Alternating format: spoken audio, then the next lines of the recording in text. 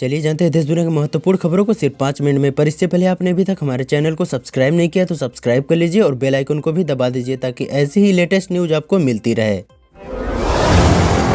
बांग्लादेश में रवि और 7 जनवरी को आम चुनाव के लिए वोट डाले जाएंगे। प्रधानमंत्री शेख हसीना का चौथी बार पीएम बनना लगभग तय माना जा रहा है, क्योंकि मुख्य विपक्षी दल बांग्लादेश नेशनलिस्ट पार्टी ने चुनाव का बहिष्कार करने का फैसला किया है और दावा किया है कि मौजूदा सरकार के तहत कोई भी चुनाव निष्पक्ष और विश्वसनीय नहीं होगा। दिल्ली में कड़ाके की ठंड को देखते हुए स्कूलों की छुट्टियां बढ़ा दी गई। अब 10 जनवरी तक स्कूल बंद रहेंगे। एक अधिकारी ने इस बात की जानकारी दी। दिल्ली में बीते कुछ दिनों से ठंड बढ़ गई और कोहरे का असर ट्रेन और रेलवे पर भी दिखने लगा है। ऐसे में बच्चों को राहत देने के लिए सर्दियों की छुट्टियों को बढ़ाने का फैसला किया गया। वित्तीय वर्ष 2024-25 के लिए दिल्ली सरकार का बजट फरवरी महीने में आएगा। इसके लिए सरकार ने तैयारियां शुरू कर दी हैं। बजट को लेकर शनिवार को मुख्यमंत्री अरविंद केजरीवाल ने मंत्रियों के साथ पहली बैठक की। आगामी बजट में शिक्षा, स्वास्थ्य, बिजली, पानी, सड़क और इंफ्रास्ट्रक्चर समेत अन्य प्रमुख मुद्दों पर विशेष फोकस किए जाने की उम्मीद है। All India United democratic front के प्रमुख बदरुद्दीन अजमल ने असम में मुसलमानों से उत्तर प्रदेश के अयोध्या में राम मंदिर के उद्घाटन के अवसर पर 20 से 25 जनवरी के बीच यात्रा से बचने का आग्रह किया है। अजमल ने भारतीय जनता पार्टी को मुसलमानों का सबसे बड़ा दुश्मन बताया और मुसलमानों को कार्यक्रम के दौरान ट्रेन, बस व कार सहित किसी भी यात्रा योजना से बचने की सलाह दी। चांद पर उतरने के बाद भारत ने एक और इतिहास रच दिया है। सूर्य मिशन पर निकले भारतीय अंतरिक्ष अनुसंधान संगठन के आदित्य L1 ने अपनी मंजिल लैग्रेंज पॉइंट 1 पर पहुंचकर एक कीर्तिमान हासिल किया है।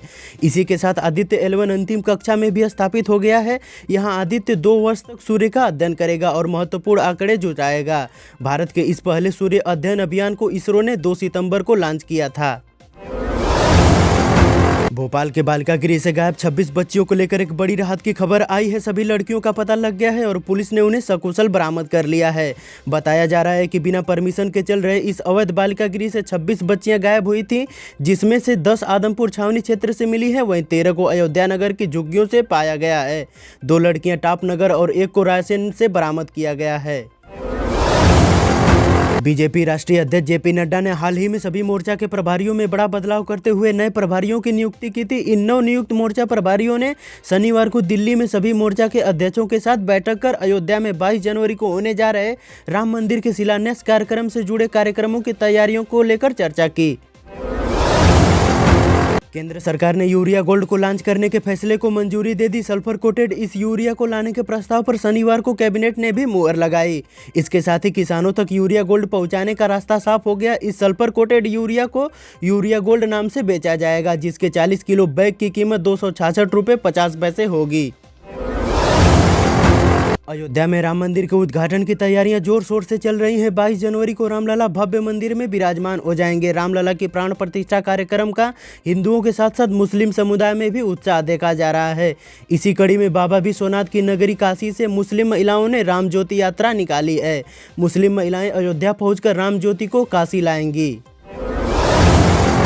हरियाणा के किसानों को मिली बड़ी राहत। सीएम मनोहर लाल के नेतृत्व वाली सरकार ने किसानों के खाते में 31 करोड़ रुपए डाले हैं। पिछले साल भारी बारिश, ओलावृष्टि और जल भराव से खराब हुई गेहूं, सरसों और जौ सहित अन्य फसलों के बीमा क्लेम के रूप में सरकार ने 31 करोड़ रुपए किसानों के खाते में डाल दिए हैं। भिवानी, सिरसा सहित 7 जिलों के 29,438 किसानों को क्लेम राशि मिली है।